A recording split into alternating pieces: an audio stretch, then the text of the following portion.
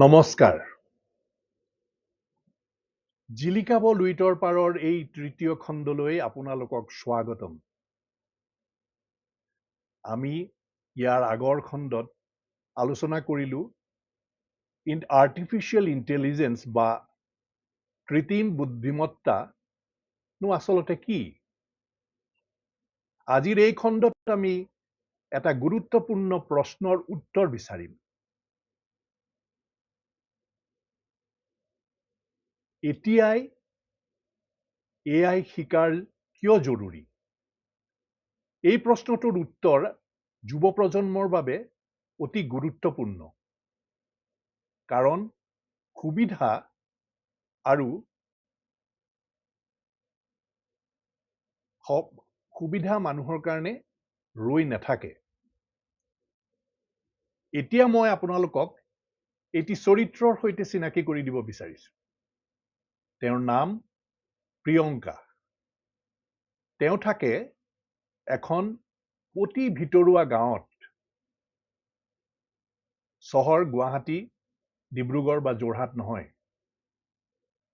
তেওঁ কিন্তু APSCৰ কাৰণে প্ৰিপেয়াৰ কৰি আছে। তেওঁ ভীষণ উদ্যমী, উৎসাহী আৰু তেওঁৰ খুব জীৱনত এটা পণ আছে। তাকে সাৰথি কৰি তেওঁ APSCৰ বাবে প্ৰিপেয়াৰ কৰিছে। তেওঁৰ ঘৰৰ ওচৰত কোনো কোচিং চেণ্টাৰ নাই। কিতাপ পত্ৰৰ উপলব্ধ মানে বেছ সীমিত। আৰু আনকি তেওঁ যে অনুশীলন কৰে সেই উত্তৰবিলাক মূল্যায়ন কৰিব পৰাকৈ তেওঁৰ ওচৰত কোনো নাই। ইমান অসুবিধাৰ স্বত্তেও প্ৰিয়াংকাই কিন্তু তেওঁৰ লগৰ যি বন্ধু বান্ধৱীসকলে অতি নামি দামী কোচিং চেণ্টাৰত পঢ়ি প্ৰিপেয়াৰ কৰিছে, মক টেষ্টবিলাকত তাতকৈ তেওঁ বহুত ভাল কৰে। তেওঁ সুন্দৰ এছে লিখিব জানে আৰু তেওঁক যেতিয়াই কোনো তথ্যৰ বিশদ বিৱৰণ দৰকাৰ হয় তেওঁ অতি সোনকালে পায়। বহুত সময় নষ্ট কৰিব নালাগে। এইটো তেওঁৰ কাৰণে কেনেকৈ সম্ভৱ হৈছে? কাৰণ তেওঁ সেই আহিলাটো পালে। তেওঁ আহিলাটো ব্যৱহাৰ কৰিব শিকিলে আৰু তেওঁ সহজসাধ্য হৈ পৰিল অইনৰ কাৰণে যিটো বেছ জটিল। আৰু জীৱনত আগবাঢ়িবলৈ তেওঁ সুবিধা পালে ইমান ভিতৰুৱা জেগাত থকাৰ স্বত্তেও। সেই আহিলাটো হ'ল AI। তাক তেওঁ ব্যৱহাৰ কৰাৰ কাৰণে তেওঁৰ জীৱনটো কিমান সুচল হৈ পৰিল আপুনি চাওক। এইটো আপোনাৰ কাৰণেও সম্ভৱ। আপুনি মাত্ৰ চাই থাকক আৰু নিজে উপলব্ধি কৰক। এতিয়া আহকচোন আমি যাওঁ সেই 2016 চনৰ দিনটো মনত পেলাওঁ। সেই বছৰটোত কি হৈছিলে? এই প্ৰসংগত মই কথাটো কৈছো। তেতিয়া সেই বিনামূলীয়া মোবাইল ডাটা আহিছিলে। কৃষকসকলে মোবাইলতে সকলো শস্যৰ দাম চাব পাৰিছিলে, মূল্য চাব পাৰিছিলে। ছাত্ৰ ছাত্ৰীসকলে ভিডিঅ' টিউটৰিয়েলৰ সুবিধা ল'ব পাৰিছিলে। মাক বাপেকৰ যি সন্তান সন্ততি দূৰত থাকে তেওঁলোকৰ লগত ভিডিঅ' কল কৰিব পাৰিছিল। এই প্ৰযুক্তি কিন্তু আপুনি মই বা সেই মানুহৰ কাৰণে শিকিবৰ কাৰণে ৰখি থকা নাছিল। তেওঁ আহিলে, প্ৰযুক্তি আহি গ'ল, আবিৰ্ভাৱ হ'ল। মানুহে ভুলে ভালে যি ভয়ে ভয়ে হ'লেও শিকিবলৈ আৰম্ভ কৰিলে, সেইবিলাকে ভীষণ লাভৱান হ'ল। আৰু বাকীবিলাকেও ব্যৱহাৰ কৰিলে। কিন্তু এই হেৰাই যোৱা সময়খিনি কিন্তু ঘূৰাই নাপালে। এয়াইও সেই একেই কথা। এয়াইও আপোনাক 3 বছৰৰ পাছত স্মাৰ্টফোন ব্যৱহাৰ কৰাৰ নিচিনা কথা হ'বগৈ। কিন্তু ইতিমধ্যে এক শ্ৰেণীৰ মানুহ বহুত আগবাঢ়ি যাবগৈ, যিহেতুকে তেওঁ অহাৰ লগে লগে সেই সুবিধা ল'বলৈ আৰম্ভ কৰিলে।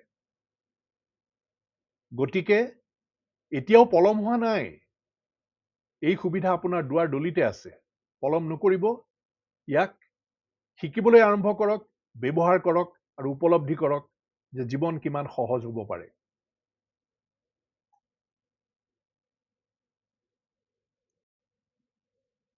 এইখিনিতে মই এতিয়া আপোনাক বাস্তৱ কাহিনী ক'ব বিচাৰিছোঁ এজন ল'ৰাৰ বিষয়ে।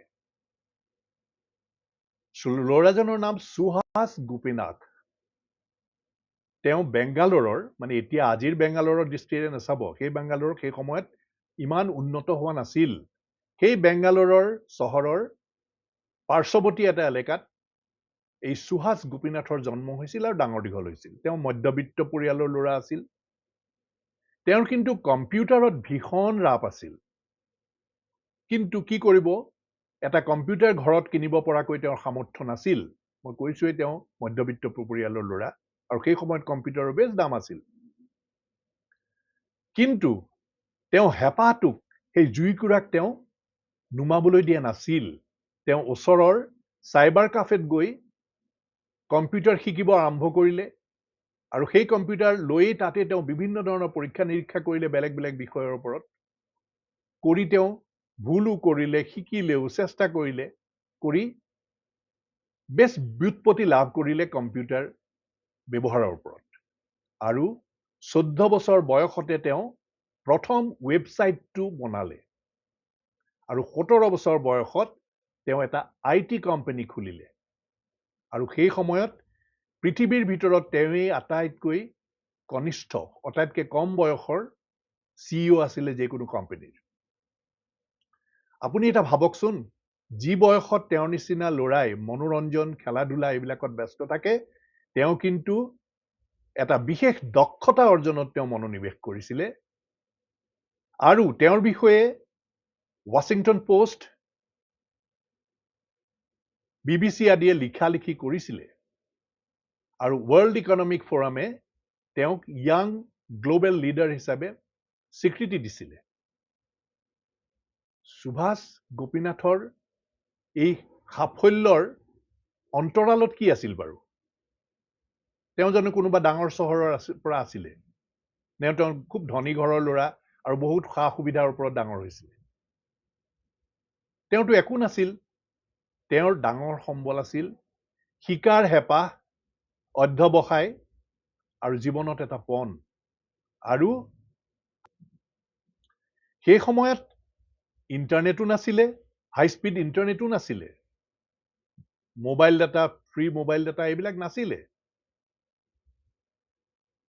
কিন্তু তেওঁ অধ্যৱসায়ৰ বলতে তেওঁ ইমানখিনি এচিভ কৰিবলৈ তেওঁ সুবিধা হৈছিলে।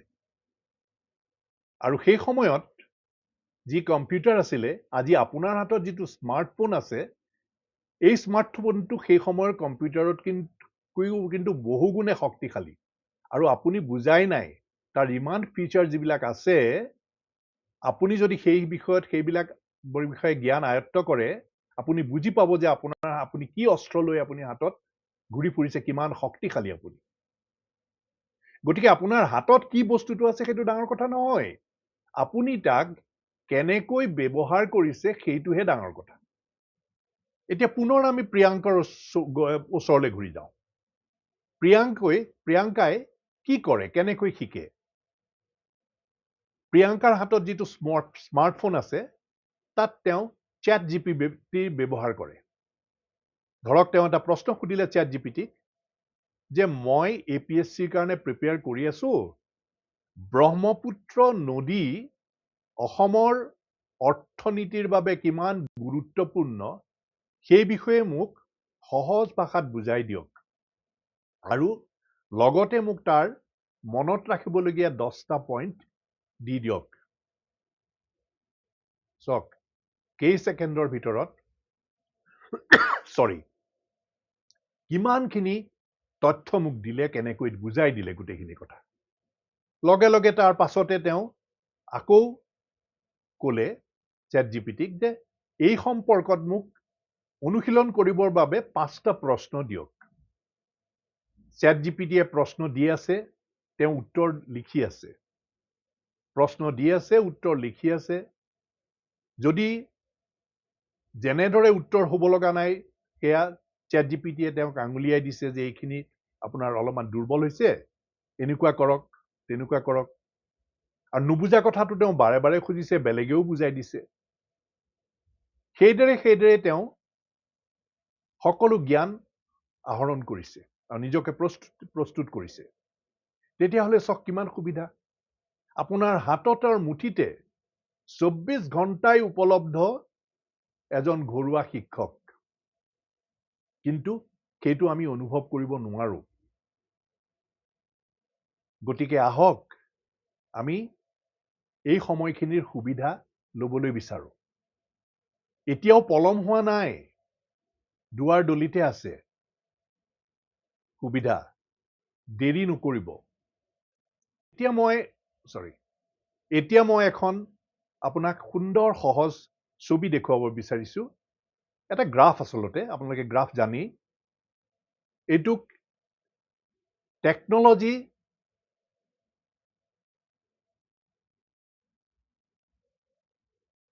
এডপশ্যন কাৰ্ভ বুলি কয়।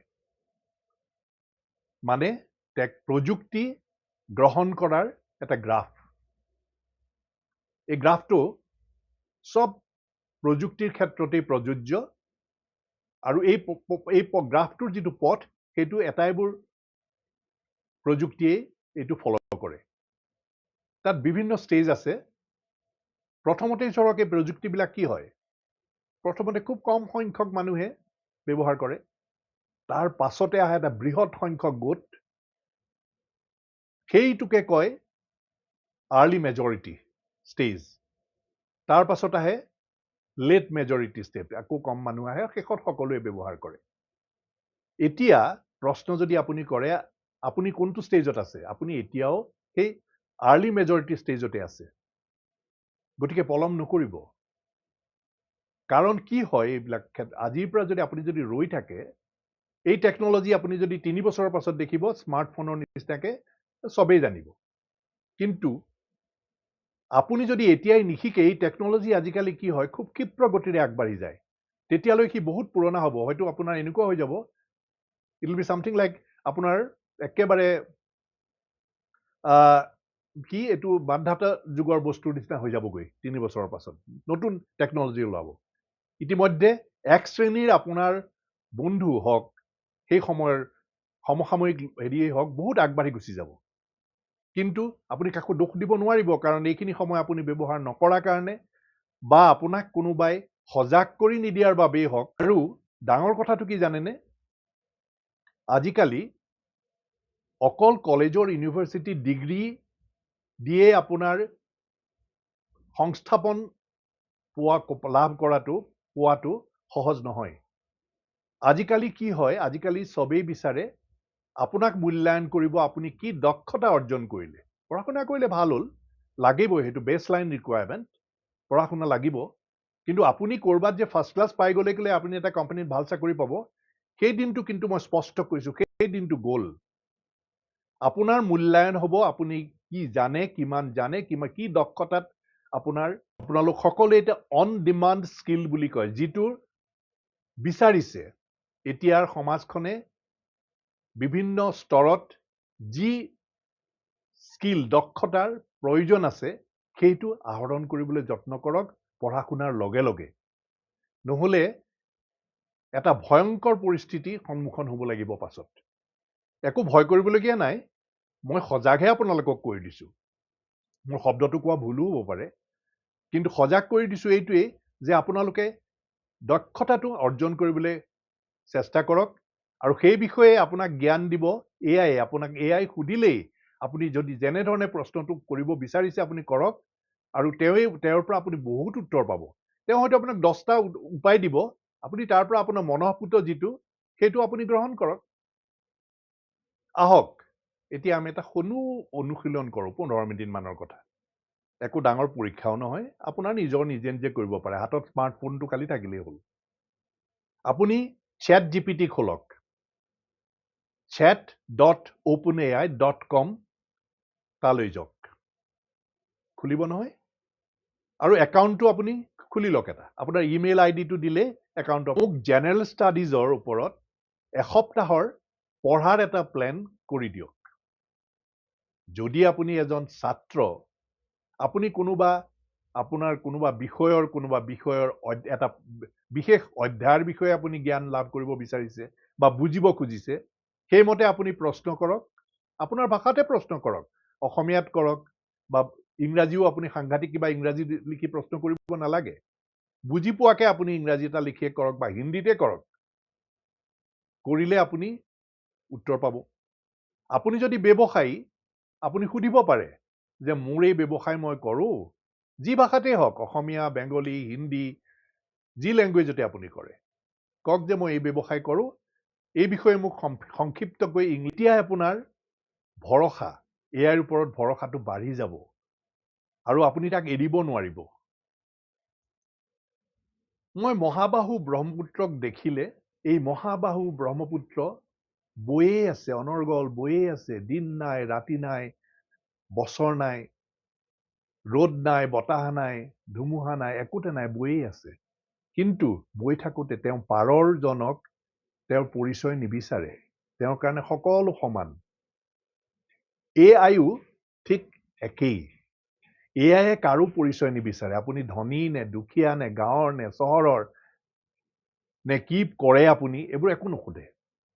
মাত্ৰ পৰৱৰ্তী খণ্ডত আমি কি কৰিম, আপোনালোকৰ নিজ নিজ পৰিস্থিতিত, আপুনি ছাত্ৰ হ'ব পাৰে, আপুনি খেতিয়ক হ'ব পাৰে, আপুনি ব্যৱসায়ী হ'ব পাৰে বা আপোনাৰ যিয়েই পেচা হওক, আপোনালোকৰ নিজৰ নিজৰ পৰিস্থিতিত এআইয়ে কেনেকৈ সহায় কৰিব পাৰে সেই বিষয়ে আমি আলোচনা কৰিম পৰৱৰ্তী খণ্ডত। আপোনালোকে অনুশীলন কৰক, মই যিখিনি কথা ক'লো, স্মাৰ্টফোন আৰু কমেণ্ট কৰি মোক জনাওক আপুনি কি শিকিলে। মোৰ মনটো ভাল লাগিব। মোৰ এই 80 বছৰ বয়সত মই যি প্ৰচেষ্টা চলাইছোঁ, সি সফল কাম হোৱা যেন লাগিব। মই চাম আপোনালোকৰ কমেণ্ট আৰু প্ৰয়োজন অনুসৰি মই এতিয়া উত্তৰো দিম। গতিকে মোৰ চেনেলটো ফ'ল' কৰক, ছাবস্ক্ৰাইব কৰক, শ্বেয়াৰ কৰক, লাইক কৰক আৰু যিমান পাৰে সিমানক আপুনি ভাগ বতৰা কৰক। আজিলৈ ইমানতে সামৰোঁ। নমস্কাৰ। হাতত এটা